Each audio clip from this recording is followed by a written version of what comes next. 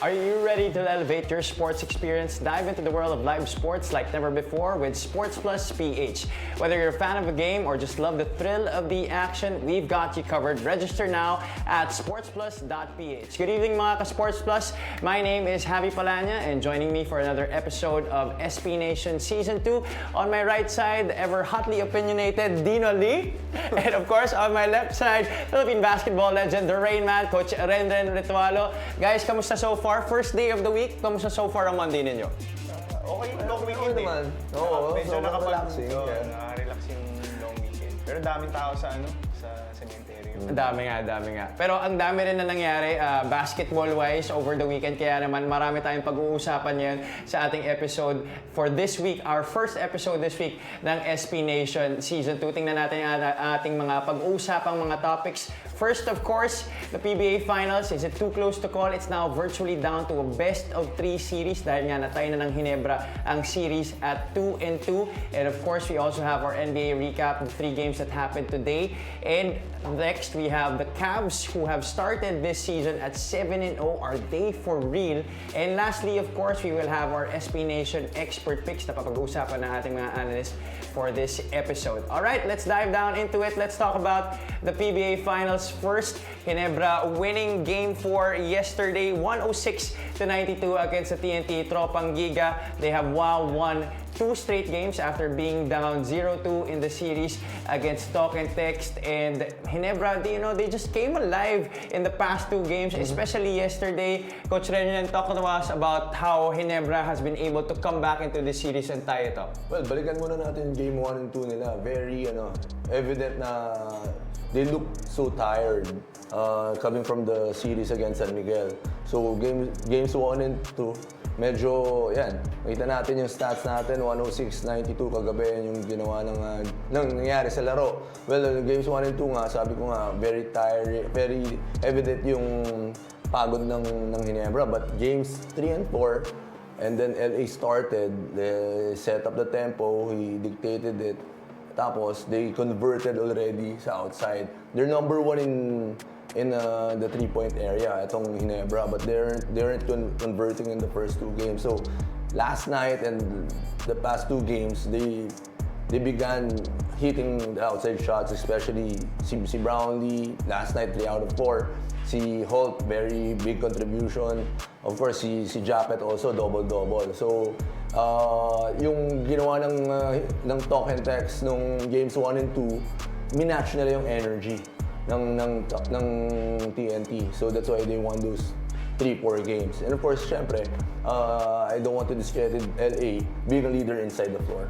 Yeah, his insertion into the series after not playing so much in games 1 and 2 has really changed the game para sa Ginebra. Justin Brownlee also has been a game changer, Dino. After only averaging 20 points in the first few games of the series, he scored 34, his highest of the series. He really came alive and changed the game para sa Ginebra. Well, he may not be the best player, the best import of this conference, but I still believe that he's a better player than Rondae Hollis Jefferson as of this moment. Same observation with Coach. Parang alam niya lalo na yung game yan, alam niya ng laro nila eh. And I think if I were to, take a look back, siguro may impact din ba yung FIBA Olympic qualifiers? Pwede. Kasi Kay Brownlee. Kasi parang Walang pahinga eh. Tapos, the amount of minutes that he's playing ngayon sa finals, di ba? Parang, di nga niya mamatch kailangan pa nga siya ilabas eh. Kasi, obviously, Rondae Hollis Jefferson is much younger than Justin Brownlee by 7 years. Kasi 29 pa lang. Papik pa lang yan eh. Si Brownlee, I think he's 36 right now. So, ako, pwede mong tignan yung di ba kasi bukod dun sa games na nilaro nila, naglaro din sila nung mga scrimmage with the European teams eh. Yes. So, I think that could have been a factor. And then, of course, in an import conference, talagang medyo heavily relied upon yung minutes ng mga imports dyan. So, basically, lalabas ka lang kung end of the quarter, hihinga ka lang, tapos babalik ka na. So, I think Justin Brownlee showed na he's not washed, di ba? Parang 3 games, parang masyadong maaga ni write-off and I think ang magandang adjustment na nakita ko, kasi if we look at the lineup of Ginebra coming into this conference, wala siyang Malonzo. Walang Jeremiah Gray. Tapos si Isaac Go na injured din. So parang yung depth nila medyo nawala eh. Bumabaw eh. So ang hirap din yun balasahin. Yung rotation maikli. And I think yung lineup adjustment ni Coach Tim Con from Maverick Ahamnisi playing in the starting five, then you switch it up with LA Tenorio. Because I think yung execution nila with the triangle was sloppy, and with TNT's number 1 defense in this conference, and nakita mo talaga aggressive sila. They're very aggressive with their defense. They clog the paint, diba? Especially when Ginebra is not making their 3-point shot. So nakita ko dun is parang yung adjustment with LA coming in, it gave parang, kasi LA is there for executing the triangle kasi he's been a player of Tim Con for the longest time. So he knows how to execute it. So parang medyo pinlansya nila yung offense. And hindi naman nila in-expect LA is gonna produce yung 9 points, 4 steals in Game 3. Now at the same time, kailangan mo ng bench production din.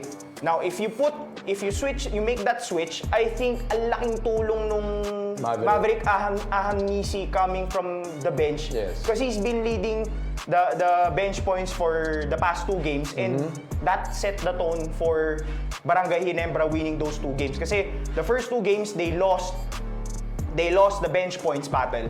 Now, pag nilabas yung starters, pinasok mo sila Maverick Ahamnisi, yung mga relievers, now you're outscoring the bench of TNT, mas hindi hirap yung starting 5 para humabol para sa di ba? Pagka balik nila. May power pa, may spark pa. And Exactly. we've been talking about it before the show, no? Before the show started, that it's really about offense versus defense right now. And for Ginebra, this is the first time na umabot sila past 100 points sa series na to. In the 9 games leading up to this series, they averaged about 111 points per game with their highest output at 125 points per game. And they reached 120 points 3 times in the 9 games leading to this series. Pero nung first 2 games nga, hindi nga sila nakalampas ng 90 points, coach eh. That's why, yun nga. Isang dahilan doon, they were not connecting from the outside. Siyempre, they're relying to their wings or to the shooters to connect. So, nung first 2 games, medyo nawala. Naiwan pa nung San Miguel eh. Medyo nabugbog sila eh. Kahit si Brownlee nabugbog sa San Miguel. So, medyo parang nagkaroon sila eh. Pahinga-pahinga muna eh, di ba? Parang, kasi pag tinignan mo yung games 1 and 2, tapos na to. Di ba? Pero biglang boom. Makikita mo kahit sa body language pa di ba? I would say it's the pace eh. Yung pace ng laro ni Talking Tex Mabilis. compared sa San Miguel, iba eh. Iba. Si San Miguel, di ba, syempre you have Junmar. Medyo slow pace. You don't wanna, slow down. Hindi sila mabilis eh. Now, tapos parang yung adjustment ng katawan nila or yung experience ng laro nila, pag nakatapat mo yung TNT, when you watch TNT play, Bilis. when they get the rebound or they make a defensive stop, they're always going transition. So, pag makikita mo yung fast break points, laging lamang ang TNT. Kasi pag kuha sila ng turnover from Ginebra or nakakuha sila ng rebound, they're going to attack. Si Ginebra naman, they're trying to slow things down. Kasi malulugi talaga sila. Kasi yun yung style of play. And I think, nasabi nga ni Javi, it's the battle of offense-defense eh. Yung defense talaga ni Talk and Text set the tone for the first 2 games. Now, I think the last 2 games, in a way, Ginebra has already figured out, how they can execute for these 2 games. So it will be interesting to see for me what adjustments does TNT make on the defensive end. Kasi nakapag-adjust na si Ginebra, di ba? Kasi first 2 games, Kasi I think it's not the offense of TNT that's the problem. It's how do they stop yung Ginebra from making those baskets. I think it's also the response of TNT from the runs that Ginebra has been making. And yesterday, we visibly saw it that hindi talaga sila makarespond. Kahit anong run maipasok ng TNT, hindi talaga makasagot ang tropang Giga dun sa sa laro ng Ginebra. We're seeing the fourth quarter points here on our screens. The Ginebra Gin Kings were down in the first 2 games, but they responded in games 3 and 4, led that 23-14 and 21-15. So the fourth quarter response also a big part of why Ginebra was able to come back into this series. Now, Coach Ren, coming into the next game on Wednesday, aside from the offense that we've been talking about and highlighting, what do you think Ginebra still needs to work on going into the next game? Well, syempre, evidently, nakita natin yung success ng games 3 and 4 nila. They connected from the outside.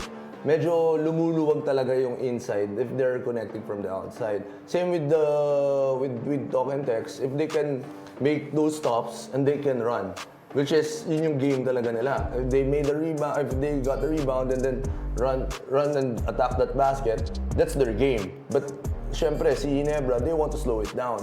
Katulad ng match na nga sila ng San Miguel. Ito naman tong TNT, di ba? Magkaiba eh. Oo, di ba match nila ng San Miguel eh. Slow down. Pero tong TNT, kalaban ng Rainer Shine, mabilisan din. So, it's a different pace. Like Dino pointed out earlier, na iba yung pacing talaga.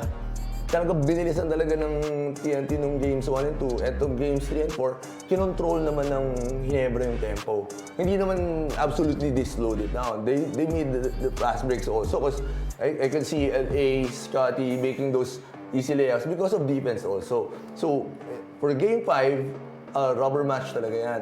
Games of adjustments because yung defensive scheme ni Coach Shot nung first 2 games, effective. So nag-adjust na si Gin King, si Coach Tim. Now, anong gagawin natin? Siyempre, hindi mo naman sisirain yung ayos, di ba? So, yung adjustment ni Coach Shot, iba naman ng adjustment. Anong gagawin niya? Nakita ko kasi nung games 1 and 2, he was switching yung triangle offense eh. He was switching it. So that's why yun yung ginagawa. Tapos they took advantage of RJ Abonento. It's very evident doon. And then, parang nilalagay nila sa pick and roll si Justin Brownlee kasi pagod na. Eh, naka-recover na sila doon from that. Naka-adjust na si Coach Tim. So, yeah, game 5 is a game of adjustment again. Like what we've talking about earlier, back to 0. It's a best of 3. So, yeah, if I'm both coaches, ilalabas ko na lahat ng bara ako ng game 5. Kasi whoever wins that, may momentum na naman sila. Diba? With all that being said, lahat ng napag-usapan natin, in a best of 3 series like this, who are your picks to win the championship of this year's Governor's Cup? If Ginebra wins game 5, it's done in game 6 for me. Kasi that means talking text. Kasi dapat kung kaya mo mag-adjust, dapat by game 5 you've already made those adjustments. Pero kung nanalo yung Ginebra ng game 5, it's done by game 6. But in my opinion, and that's gonna be crazy because it's gonna look like that they won 4-0. 4 straight, 4 right? straight games. Yeah, Parang mahirap yun honestly, ako parang nasa 7 honestly, ako. I would go up until game 6. So 4 straight ang Ginebra sa Ginebra in my game opinion, 6. yeah. So for Dino, it's Ginebra in game 6. Coach Ren? Ako, aabot to ng game 7 because ang gagaling ng mga coaches eh. Hindi lang players, the Coach Chot, Coach Tim, kung sino man may kilala sa isa't isa. Pero sino panalo kung game 7? Sino mananalo? And I'm sure it's gonna be a very difficult pick for you. Obviously, you played against both coaches. You played under Coach Chot before. So I'm not sure if medyo magiging bias ka ba kay Coach Chot or talaga you're gonna go with an objective pick right here. And I'm sure mga ka-Sports Plus, please also chime in on who your picks are gonna be. And then from the start naman ng show natin, when you guys ask me, it's always Ginebra. The way they execute plays, the way they move that I wonder kung basketball. nag-uusap pa rin kayo ni Coach Chot. Oo naman. Nino ko sa kasal yan. So, yeah. Kasi trabaho natin to. And yun lang yung when I watch basketball, syempre tinitingnan natin lahat yung movements nila. Very kumbaga fiery yung Talk and Text. Ang Ginebra, very stable, very calculated yung mga galaw. So, parang sure, parang siguraduhan. Parang pag sinabi mo sa labas, pag sakali, piso-piso na yan. Kumbaga, pasiguraduhan na. Parang ganon. So, very calculated yung movement sila. Player movement, the ball movement. Everybody's willing to give up the basketball for the best shot. So, yeah. It's a hard choice. Yeah, pero pag tinitignan mo yung game, Ginebra in 7. Ginebra in 7. Okay, so we both have Mas maaga lang sa akin. picking Ginebra. Si Dino, Ginebra in 6. Si Coach Ren, Ginebra in Game 7. Alright, so mga ka-Sports Plus, please do chime in on this discussion kung ano pa yung mga kailangan adjustments, mga parehong teams ng TNT, taka ng Ginebra Gin Cakes, at kung sino sa tingin nyo ang mananalo ng championship sa ating 2024 Governors Cup. Alright, let's move on to our next hot take. Let's take a look at our NBA games that happened today sa ating NBA recap. We had 3 games happening today, and of course, first was Detroit versus Brooklyn. Detroit won 106-92 with Cade Cunningham scoring 19 points, 6 rebounds, and 5 assists. Detroit is 13th in the East while itong Brooklyn is 3-4. They're 8th in the East. Detroit is only 2-5. Guys, your takes on this game? Boring. Doon ako sa Atlanta. It's like these are two teams that we're not looking forward to watching. Kaya nga pinasok just ko to keep it real, di ba? Parang sino bang mga inaabangan mo dyan?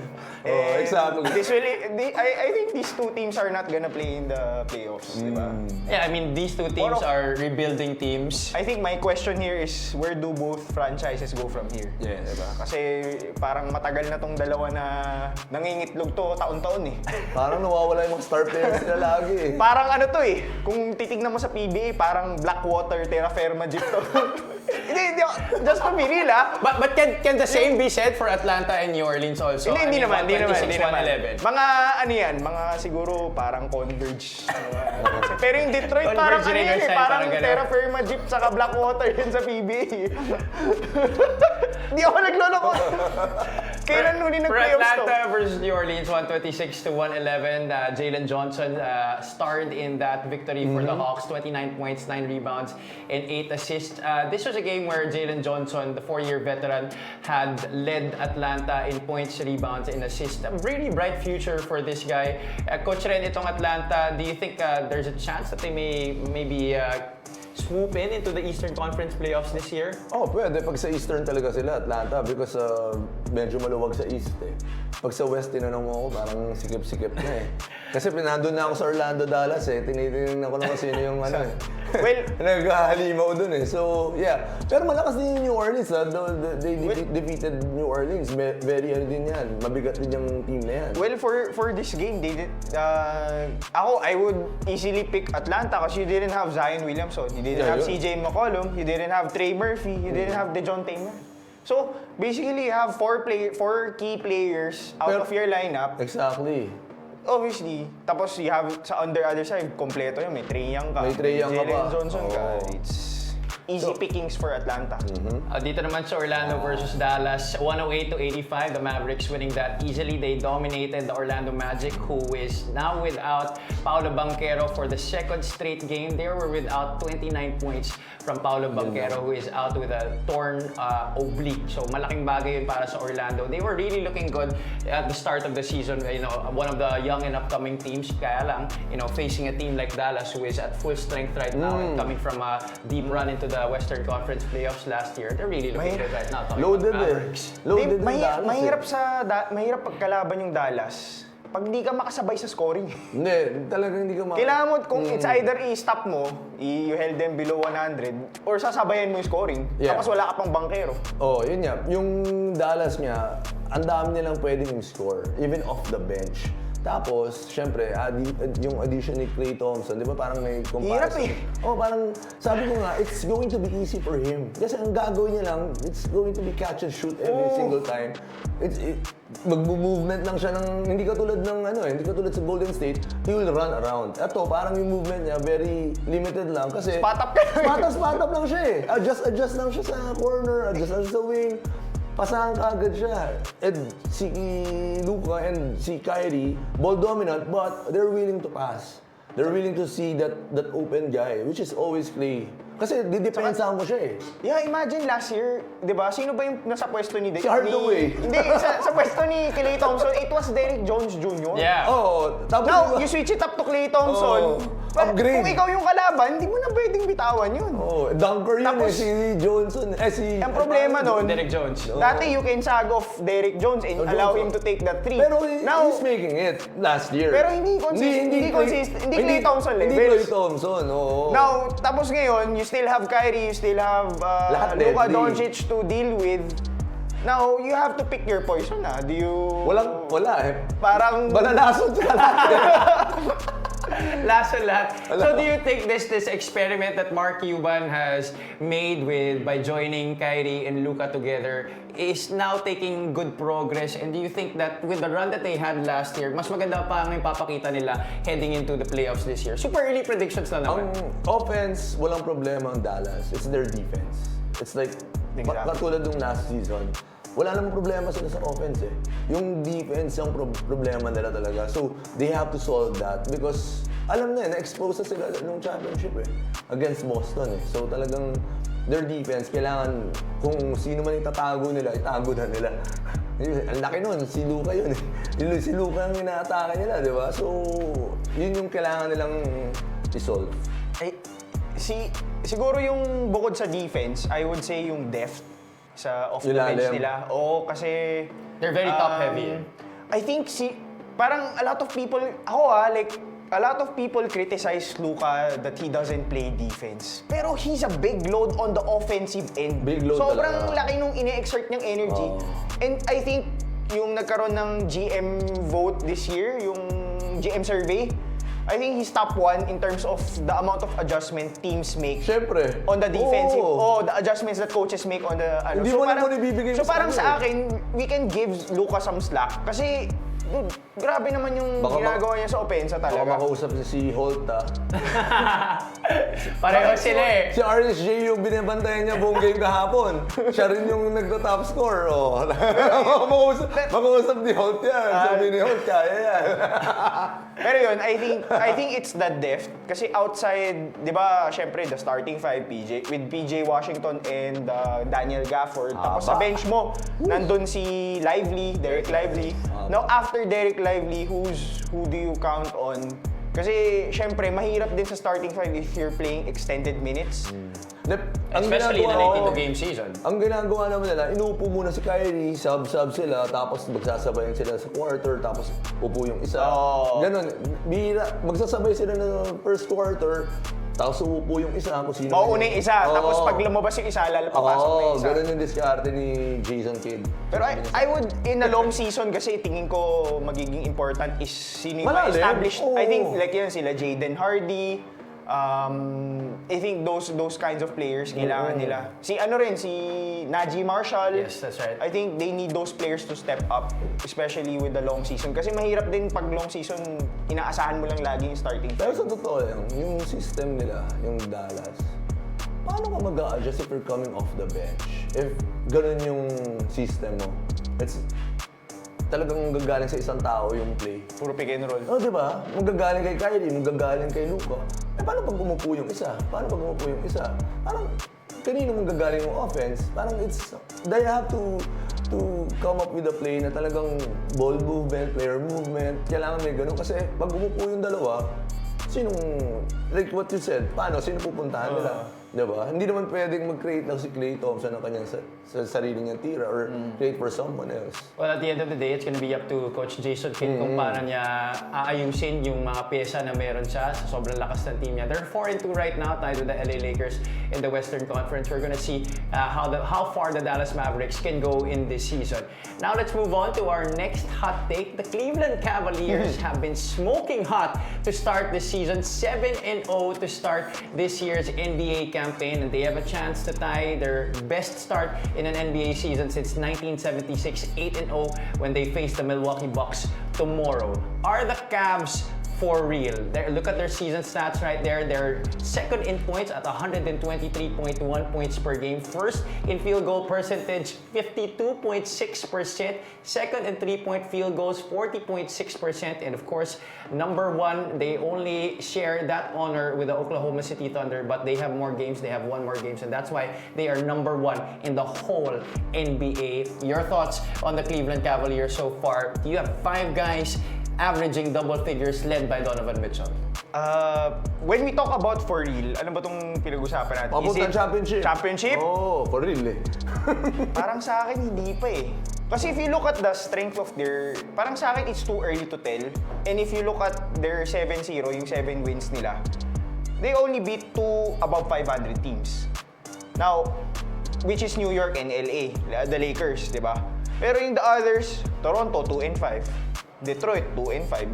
Parang mga Blackwater, ano to eh. Pero si Milwaukee, parang slump lang sila eh. Hindi, parang may sama talaga ng laro ng Milwaukee. Milwaukee's 1-5 right now. They're the worst in the Eastern Conference. So, despite the lineup that they have, I mean, they have Damian Lillard, they have Giannis Antetokounmpo, and all these other pwedeng guys. Chris Middleton also. Pwedeng coaching din yan eh, with Doc Rivers eh. I think, parang mali yung kinuha nila si Doc Rivers eh. Tapos kinuha pa nila si Darvin Ham. Oh, exactly, di ba? Yun nga yung pinagtatawanan nila eh. So, I think that's parang red flag, parang ano ba yun? Alarm, it's a red alarm na for Milwaukee right now. Kumbaga, panic button na ako kung ganyan, 1-5 ka. Tapos gano'n yung ano mo, no? But still, Dino, going back to Cleveland, ito nga, Donovan Mitchell has been leading the way. It's too early to tell. 24.4 points. Yeah, this is a young squad. I think their oldest player on their roster, one of their oldest players on their roster is Donovan Mitchell. But Darius Garland, he's been running the show always. 17.9 points, 6.3 assists. He had 10 assists in their last game against Milwaukee. Oh, alam naman natin ito si Donovan Mitchell, he's gonna be consistent. Ang tanong yung mga ibang players, which is very entertaining to watch. Actually, ito si Garland, si Mobley, si Allen, nagko-complement lahat ng mga games nila eh. Kasi like, si Donovan, alam natin, he's a scorer. Garland, he can score, but he can pass also, he can create. Itong Evan Mobley, tsaka si Allen, haba talaga. They can crash those boards. If Allen's not scoring, he's rebounding and he's blocking shots. Same with si Mobley. Very scary kasi hindi mo mamamatchupan because he can play like a guard. Atong si Mobley, he moves like a guard, he's fast also, he finishes the break. So, the 7 games they played, they're just playing basketball. Ang tanong, are they for real? Can they sustain it? Diba? Yun yung tanong dyan sa lagi kasi if we're gonna ask me, it's only 7 games. Buti kung 20 games lang yung season. Saka, they're for real. Pag nasa 25 games na sila, 25-0, they're for real. Di ba? Parang nakalaban mo na yung half ng team eh. Di ba? So parang at the same time, eh. Paano mo nakalaban mo na yung Boston? Yan, OKC, Dallas. The big teams. OKC is nice. Sa akin, it's too early to tell. Yeah, totoo yan. And dami na nating nakita na ang ganda nung yung nilaro nila sa... In recent memory ba, may mga teams ba that come to mind? OKC was number 1 seed last year, pero Bumped they were bumped out in the Western Conference semifinals. Di sila nakaabot ng Western, sa akin, it's how you finish eh. Saka kung kailan ka mag-pick eh. Yan. Tapos, parang aga nila, no? If you guys can recall... First quarter pa lang eh. If you guys can recall, Donovan Mitchell was part of the Utah Jazz, that was number 1, and then they got eliminated in the playoffs when Malakas pa nun. Oo, di ba? Lakas So yun, sa malakas. akin, I still have Boston and New York over Cleveland. Last New York. I still have Boston and New York. Although they beat New York, I mean, it's too early. Oo, maaga pa. Especially with New York, having to try and mesh all the new pieces that they have Totoo together. yan. Especially Karl Anthony Towns, di pa talaga nila na-figure out kung paano talaga siya i-fully integrate dun sa sistema nila. So both of you guys agree that it's too early to tell that the Cavs are for real. Yeah. Saka usually, di ba, parang you just pace yourself to the season. You just win enough games to put yourself in a good position with home court advantage. Tama. Pero kung sa 7-0 ka tapos, di ba? Pag tatanungin natin pag for real na sila kung championship caliber, too early to tell kasi 7-0 lang yan eh. Parang Saka hindi pa nasubukan eh. wala pa. So parang ano lang yan, kumbaga sa 10 games, parang 2-0 pa lang yan. Alam ko, dito sa atin wala tayong ganong kahabang season tulad ng nasa NBA tayo. Pero if you were in the places of the management, of the coaches, anong dapat yung naging mindset ninyo going into an 82-game season like this? Do you go into the season having that mindset to win all the games as possible? Naman. Or talagang, you, like Dino said, pace yourselves lang talaga? Pag ako management, hindi ko papayagan si Embiid na maglaro lang kalahati. So, for your coach, Red, tama yung ginawa nila na 43 games na talaga na. Ay, hindi. Ang malam binabayad sa kanya eh. I do think with the Philadelphia 7, kasi alam naman natin si Joel Embiid, ano yan eh, injury waiting to happen yan eh. So ako, I agree with the Philadelphia 76ers management, sila Daryl Morey. Kasi I think kaya nila sinisit out ng 43 games si Joel. Malamang si Maxey tsaka si Paul George ang bubuhos dyan. Is they're confident enough na pag nakapasok sila ng playoffs, maybe top 5, top 6, hindi sila play-in team, I think they're confident enough that they can beat any team in the Eastern Conference with those three healthy. So parang they're preserving Joel Embiid for the kasi depende yan eh. Kasi sa Cleveland, wala namang injury prone siguro sa players nila. Like sila Donovan, I mean, they play a lot of games during the regular season. So ako, I think pinipace ng Philadelphia. So tanggap ba yan ng teammates niya? Like si Paul George. Pwede pala akong magpahinga, masakit yung... Upo lang ako, di ba? Paano mananalo yun? The culture they're developing sa Philadelphia, hindi siya maganda. It's not a winning culture. Kasi yung franchise player mo, you're allowing him to sit down games eh. Even if he's healthy, he can play. If he's 100%. So, yung culture nun, paano ko dadalhin yung players? Kuwari kayo teammates ko, pahinga muna ako, kayo muna dyan. Paano yun? I agree in a way, coach. But at the same time, parang nag-commit na sila na si Joel Embiid will be their cornerstone eh. Parang parang sinupermax na nila si Joel Embiid. Pero kung ako, parang if you make that commitment, talagang you have to preserve him. Kasi kung ma-injured din siya in the season, parang sayang din eh. You have to weigh those eh. Trade mo na lang siya. Pero ako, ayaw ko maging main player ko si Joel Embiid. Kasi injury prone talaga eh. I'm gonna trade. Okay, so one of the last points of this topic siguro, now that we've mentioned already culture, cornerstones, now do you think the Cavs are making the right way in terms of their trajectory in making a winning culture and also making sure that they have cornerstones for the future? And guys like the guys that we've shown on the screens. Sa akin, last year they were 4th seed eh, in the Eastern. So parang this is not surprising. Magugulat Malakas tayo sila, kung... mas malakas. Malakas na sila last year pa lang eh, di ba? They just got eliminated by the defending champions in the Eastern Conference semifinals in 5 games. Pero kung galing sila 15, parang bottom standing sila, tapos ngayon 7-0 sila. Yun, gulat. Pero they've been doing this since last year. So in short, sinasabi niya, si Donovan Mitchell, hindi kaya magdala ng team. Hindi. Ang sinasabi ko lang, Agree ba kayo dyan, mga ka-SPNation? Pwede. Agree ba kayo dyan? Donovan team. Pinakita ko sa Utah. Ang lakas ng Utah, di ba? Nag-number 1. Hindi niya rin nadala sa playoffs. I mean, hindi nagtagal. I mean, hindi yung lumayo. So, ganun din yung sinasabi. Parang si Donovan, he hasn't made it to the Western or Eastern finals yet eh. Shout out to Cleveland Cavaliers management. You're making the wrong decision in having Donovan Mitchell as your franchise cornerstone. Palitan nyo na yan if you want to get over the hump. But this 7-0 start, definitely a very good sign for them as they start the season. Pero sabi nga ng dalawang analyst natin, expected na to dahil nga sa performance nila last season and with the roster that they have. Tsaka talagang mga bata pa naman talaga to and may ibubuga pa naman talaga.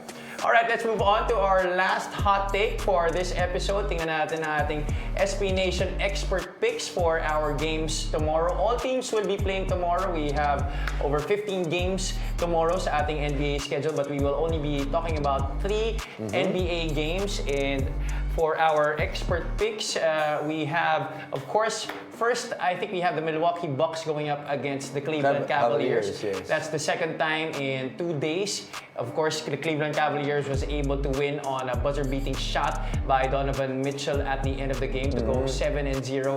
Your pick for this game, Coach Ren, ikaw muna. Ako syempre, nandun ako lagi sa momentum kasi ganyan ng basketball eh. It's a game of runs.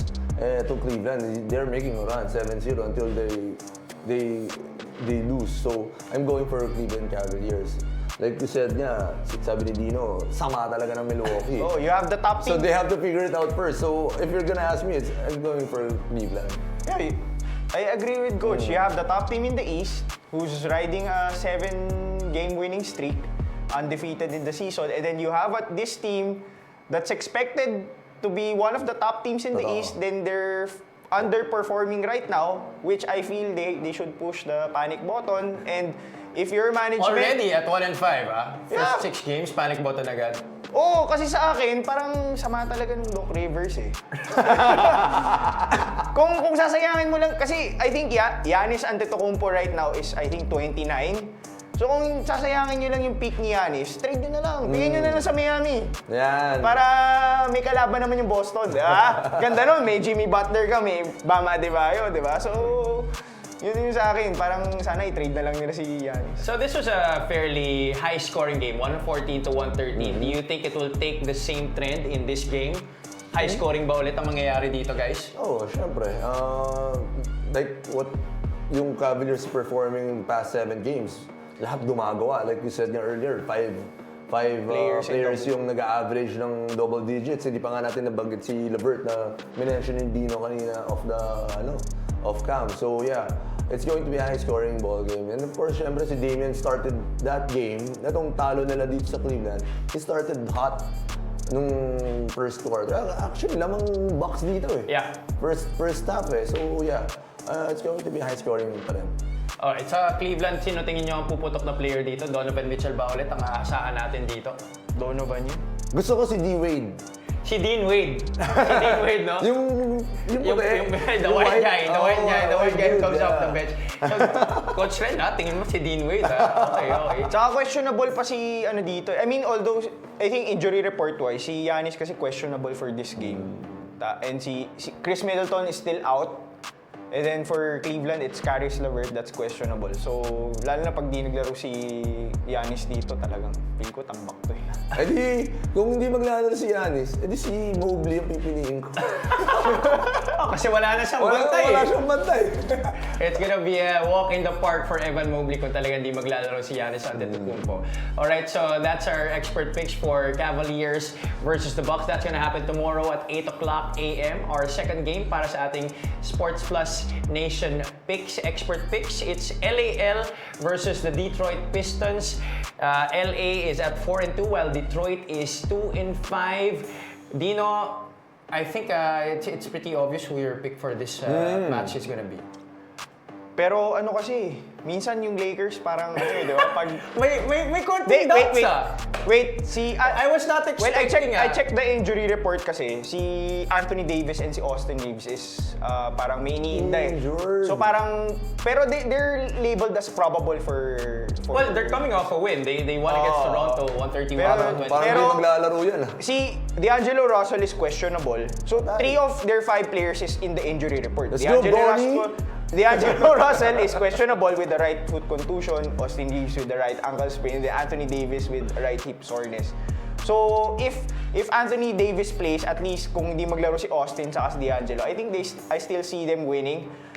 Pero kasi yung nakakatakot sa NBA kasi, kahit yung mga bottom dwelling teams kasi pag tinake for granted mo, Nakakainit ka rin yan. usually Oo. kasi the top teams, they usually rest their players talaga when they go up against parang feel nila kaya pa rin nila ilusot.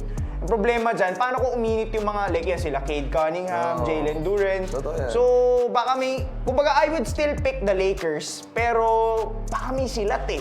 May Dito, silat factor yun ng I would still go for the Lakers, pero yung Pistons may silat din eh. Ikaw, Coach Red. Si Dino, sabi niya, baka maging dikit, baka may silat pa nga na mangyari. At ikaw, Coach Red, do you think that's gonna be the same for you? from Dino's report, syempre, magde-Detroit na ako. Ang dami, Ganun ba?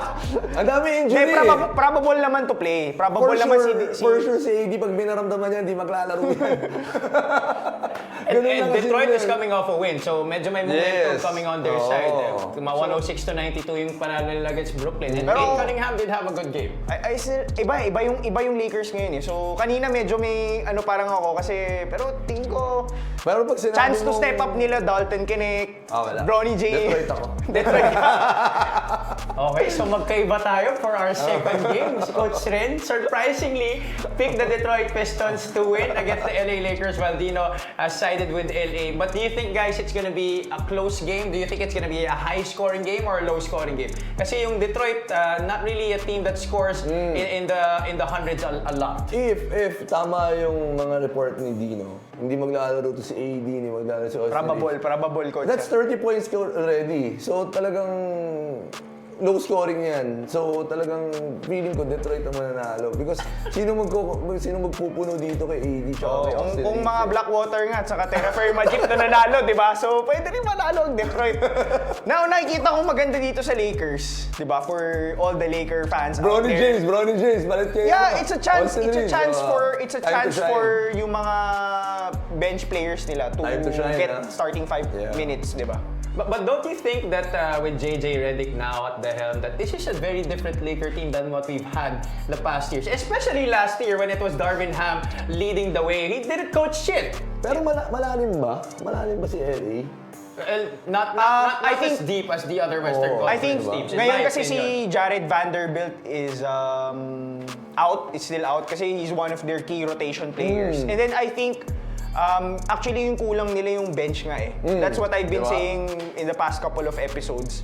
But I think the key player there from their bench would be Dalton Kenneth. I think if he steps up his game and then Max Christie, legit tong Lakers. Ako ngayon sinasabi ko talaga, like the past episodes pa lang sinasabi ko legit yung Lakers. Iba yung laro nila under Darvin Ham as compared to JJ Redick. Coach LeBron.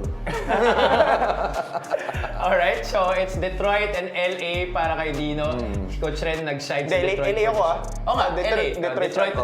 Detroit tsaka LA. Alright, let's move on to our last game para sa ating SPNation expert picks. We have the Suns going up against the Philadelphia 76ers. Obviously, Philadelphia struggling at 1-4 because of the absence of stars like Joel Embiid and Paul George. But it looks like Paul George will be playing this game against the Phoenix Suns who are at 5-1. Phoenix, that's a no-brainer. Ako Phoenix din ako eh. Phoenix, that's a no-brainer because Although, I just like to play devil's advocate a little bit. Tyrese Maxey has been balling out. He scored 45 points in the last game. KD and Devin Booker has been balling out. Kasi they're 5-1 right now. meron pa kasi Tapos- si Beasley naglalaro na talaga eh. Eh, tsaka Si Bill Bill. Si Bradley Bradley Beal. Bill is questionable Bradley Beal. questionable tomorrow, Okay right lang. elbow sprain. Pero ang laking bagay nung wala kang Joel Embiid eh. Although Baka late lang si Joel Embiid kasi pero maganda yung matchup kasi wala kang inside presence eh. Oo. Si Phoenix naman wala din inside presence. Pero ganda ng naglalaro ng Phoenix eh. They've beaten the Clippers, they've beaten Dallas, they've beaten the LA. Lakers. And these are solid teams ha. At the same time, magaling yung rookie nila. Si Ryan Dunn. If you guys, di ba Bradley Beal was out, then he replaced him from the starting 5. Ganda nung pinapakita ng rookie. Tsaka I think maganda yung coaching na pinapakita ni Mike. That's what coaching, the difference coaching makes. Siyempre. Parinig sa Milwaukee. Well, sila yung nagbitaw kay Mike Budenholzer last year. Ganda So, nila laro nila eh. Well, for this game naman, do you think it's going to be a high-scoring game? Are we looking at a high-scoring game between Philadelphia and the Phoenix Suns? for Phoenix, yeah. Easily. Oo. Phoenix, mataas yung score nila for sure. And being Paul George's first game, do you think that it's going to be still an adjustment period for him, or do you think he can step in and right away contribute? Actually, pag galing sa injury mga NBA players, talagang they're ready to play. Parang wala nang adjustment period eh. Parang if they're 100% game shape na talaga sila. Kasi sinisigurado talaga nila, coach. Yes. Bago sila bumalik na talagang wala namang ibang mangyayari sa Totoo. kanila, na talagang ready na talaga sila to play. Alright, so Dino, you went with Phoenix. Coach Ren, the same? Phoenix, yeah. Alright, Phoenix for Coach Ren and Dino. Let's now check out our comments. Those were our hot takes for this episode of SPNation. Tingnan natin ang ating comments sa ating Facebook Live. Tingnan natin ang pulso ng ating mga mamamayan Power Max says, iyakin ka, Eram, huwag pa naireklamo, kaya 3 points ka lang nung Game 4 eh. Well, you know, the crowd has really been making JP Eram know that he is iyakin. Pero ang tindi rin ni JP Eram, kasi sinasabayan, ginagatungan niya rin eh. Every time na susigawan siya ng iyakin, gumagano din talaga siya, sinasabayan niya yung beat eh. Pero ang ganda nung nilalaro niya nung first 2 games. Actually, si JP Eram has been contributing well for TNT. Yun nga lang, nung Game 4, medyo naano siya ni Japet. Kasi Japet talaga domina talaga ng Game 4. So, kaya naman siya natawagan ng iyakin. Kasi he felt like he blocked the shot of Japet. He got hit. Yung mga calls ng refs then, he's been complaining. I guess, sana he focus on the game itself, not the fouls that not called. Because I'm sure ang lahat na magsalita, magreklamo sa referee. Pero, yeah, focus on it. Parang walk the talk, no, coach? I can't walk the talk, ganyan. Kasi ako number 1 complainer sa referee. Pero yeah. Coach, that's why you're here right now, not when you were a player. Yun yeah. So, yun yeah. If you can focus more, like what he did in the games 1 and 2 that TNT won, that would help the TNT team. So yeah, kaya naman siya tinawagan, like I said, yun, tinatulad niya talaga kasi yung tawag ng refs, which is nawala siya tuloy sa laro. Do you agree, Dino, na yun talaga yung reason? Hindi ba usually pag yung coach reklamador, nakita ko, pinanood ko kasi yung game eh, di ba? Parang uminit sila coach Tot sa bench eh. Natatamaan kasi akala niya siya eh. Hindi, totoo coach, di ba?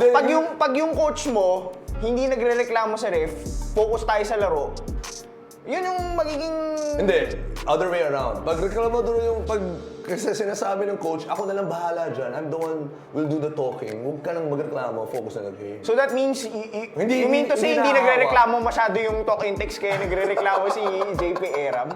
Hindi, pero I watched the game. Coach Chot was complaining a lot. He was on fire! Yeah, he was livid a lot of moments during the game. But possibly, it's possible na nafo-frustrate din sila that Hinebra is beating them dun sa game plan nila. That's possible. Of course, missed calls will be there. Pero lagi. pero lagi. Saka, kasi pag missed calls and human error yan eh. It's susceptible to human error eh. Now at the same time, tama rin si coach na pag ikaw player, it's your mental... Wala eh, pag di tinawag, anong gagawin mo?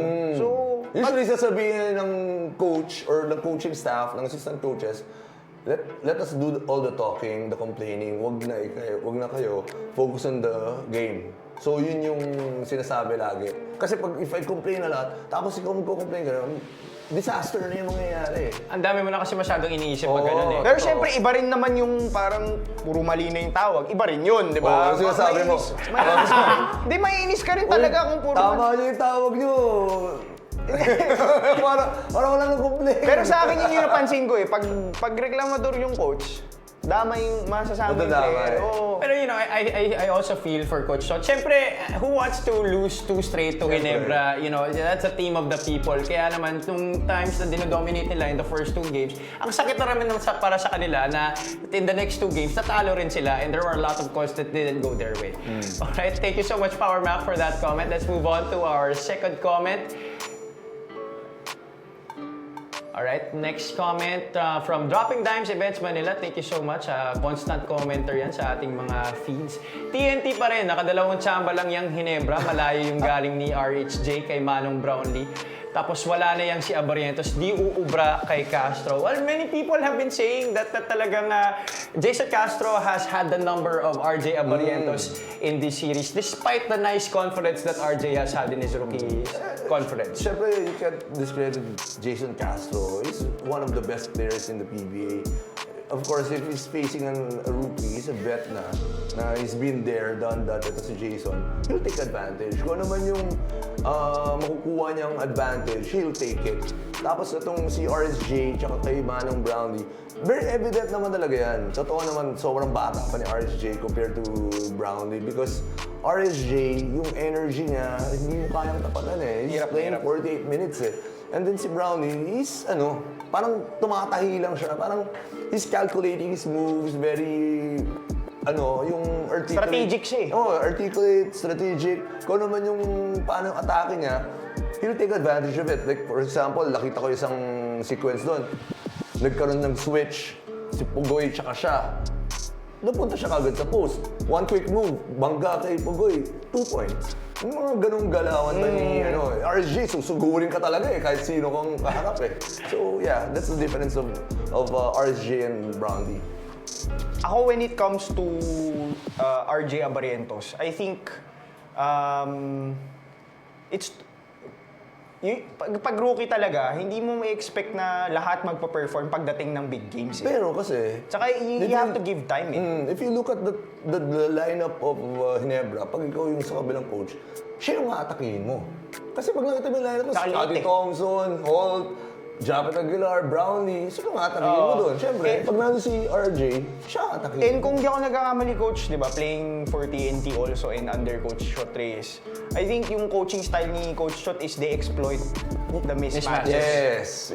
Si Tim Cone kasi more of like triangle, you flow within the system, you calculated yung mga galaw. With Coach Shot kasi pag nag-switch ka, yun. tas alam kayang-kaya, yun, aatakihin ka nila. So with RJ, I still see him as a player that will further develop. Siyempre. Pero it's too early kasi nagkataon lang, di ba? Tsaka, nagkataon lang si Jason, katapat mo.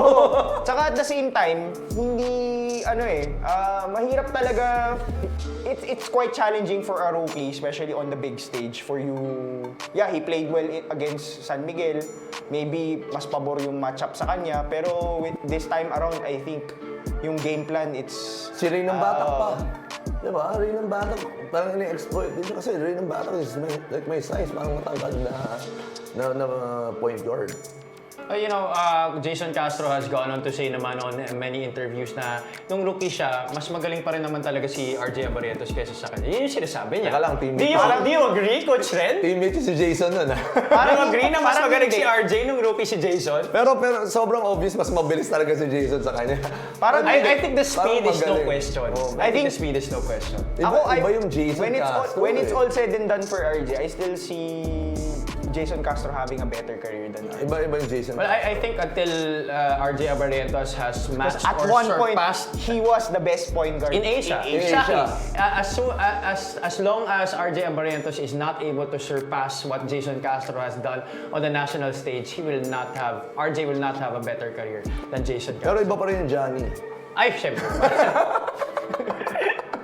Malayo na yata yan. Malayo yun.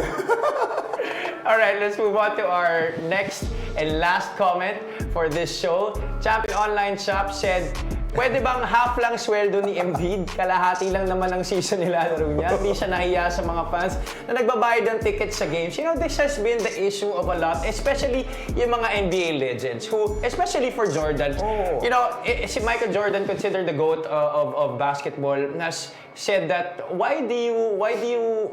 bakit mo ipagkakait yung fans sa paglalaro mo? Yun lang yung game na yun, baka yung nanood lang siya. Yun lang yung kaya niya i-afford, di siya makakanood ng ibang games Parang yung sinasabi ni Vanessa tungkol kay Kobe, di ba? Bali-bali na yung kamay, injured na yung patuhod, pero he still plays. Why? Because there's this one kid na nagbayad, nag-ipon, kasi it's not cheap Yeah. yung ticket sa NBA. So, nag-ipon na to be there. Sometimes they fly pa to watch. So, yeah, yun yung value ng mga legends na nauna na they really try to play those 82 games. And I see the other side naman, ibang perspective, yung love for the game nawawala. Ba't di ba nandyan? Di ba? Bakit It's because, I mean, obviously, syempre, you love to play basketball. Yeah. Di ba? Bakit? Kahit ako player, sabihin mo sa akin, maglaro ka lang 43 games, but I'm gonna pay what? This X amount of millions. Parang, bakit? I want to play basketball. That's why I'm here. Like, yung vets, di ba? Sinasabi nyo, parang, si nagre-reklamo pa rin kahit hindi na ginagamit. Ganyan. Because he wants to play. Yun yung perspective ko dun sa Joel Embiid na issue na 43 games lang. Because he should be, dapat nagwawala yan ngayon. Bakit hindi mo mapapalaro yun ng games? Di ba? Bakit mo kinukulong? Di ba? ang nakakatawa kasi dito is, if you were put it to people that work in normal jobs or corporate jobs. Basically, uy, may sakit ako. 15 days na ako papasok. Kasi Monday to Friday pasok, di ba? So that's 20 days in a month. So that means 10 days na ako papasok kasi sakitin ako di ba? Kasi pag empleyado ka, it's your job to keep yourself healthy. Papasok ka and now you're an athlete here, you're getting paid X million of dollars. It's your job to keep yourself healthy. And available, and ready to play. So parang sa akin, naipit dito yung Philadelphia, di ba? Hindi, sabi mo nga, that's their decision. Nag-commit sila eh. So honestly, sige. Nabudol. When healthy, Joel Embiid is probably a top 10 player in the NBA. Probably even the best center But in the NBA. I think right now, you can't win a championship with him. You can't. You can't win a championship with him. You can't. Yung like I said earlier, yung culture You could have lang traded him eh. Ako sa akin, you could have traded him. Totoo yan. And kasi obviously it's all about the money when you're playing professionally. Pero yun na nga coach, ang ganda ng sinabi mo kanina, yung love for the game nawawala na eh. Naging para sa pera na lang talaga eh. Paano mo tuturo sa bata yan? Hindi, kahit Paano bang example sa bata? Kahit yung normal empleyado nga, hindi mo nga mahal yung trabaho mo, pero papasok ka to everyday, di ba? Itong nagbabasketball, di ba sa akin, it's your responsibility. Di ba kahit tayo minsan, tatama rin ka sa, yung dati nag-work ako sa corporate, di ko naman gusto pumasok eh. Pero pumapasok ka pa rin eh. Ito si Joel Embiid. Laki-laki na nga ng sahod, di po I think they should put a clause doon sa kontrata na kung hindi ka maglaro ng certain number of games, dapat kakaltasan yung sweldo mo. Ano, perfect example si Dino. Kinuwit niya yung corporate job na nandito siya ngayon. For the love of SPNation. Tsaka ngayon, dahil you're playing 43 games, it makes you ineligible for NBA awards eh. Now, syempre, bawasan ka ng bonus. Pero, I don't know eh. I don't know what's going on with Philadelphia right now. I don't trust them winning a championship. Especially with Paul George also, who's injury-prone din. So, basically... 20 games lang. 20 games po. Si Paul George. Parang sa akin, parang pagdating ng playoffs, parang si Maxi na lang mag-isa doon. Diba? Baka yun pa kaya ma-injure pagdating ng playoffs kasi lahat ng load nasa kanya eh. Ubus na eh. I mean, he's putting all the load on his shoulders right now, si Tyrese Maxey. So, I don't know what's gonna happen with the Philadelphia 76ers. Ewan ko kung may chance pa sila pumasok ng playoffs and even go deep. But alright guys, that was it for this night's episode of SPNation Season 2. We talked about the PBA Finals in a virtual best-of-3 affair right now. Coach Ren said that it will go the distance, Game 7, while itong si Dino said it will go in Game 6 in favor of the Ginebra Gin Kings. We also talked about the NBA games yesterday, and we also talked about how Cleveland, starting at 7-0, are they for real right now? But we all agreed that 7-0 is too early for them to, for us to stay na they're a championship caliber team, and this was expected of them judging from how they finished last season. And we also gave our picks para sa 3 out of the 15 games that are happening tomorrow sa NBA. Thank you so much for joining us on this episode of SPNation Season 2. Don't forget to register on sportsplus.ph. We've got you covered whether you're just a fan of the game or just love the thrill of the action. Maraming salamat po sa pagdalo sa aming episode ng SPNation Season 2. For Coach Red Netualo and for Dino Lee, this has been Javi Palanya saying good night. See you guys on Wednesday. So what inspired you to finally start your YouTube channel? Yeah, I got inspired by being bored. It's just something else to do, and I just thought it would be cool. I only got one video. I don't know what I'll post again, but it's just something I'll do if I'm bored. What content can your fans expect from the YouTube channel in the near future? Probably when I go back to Japan, I'll show you probably what I'm cooking or what I'm eating, something like that. Something simple. Yeah, the grocery tour, I'll do that.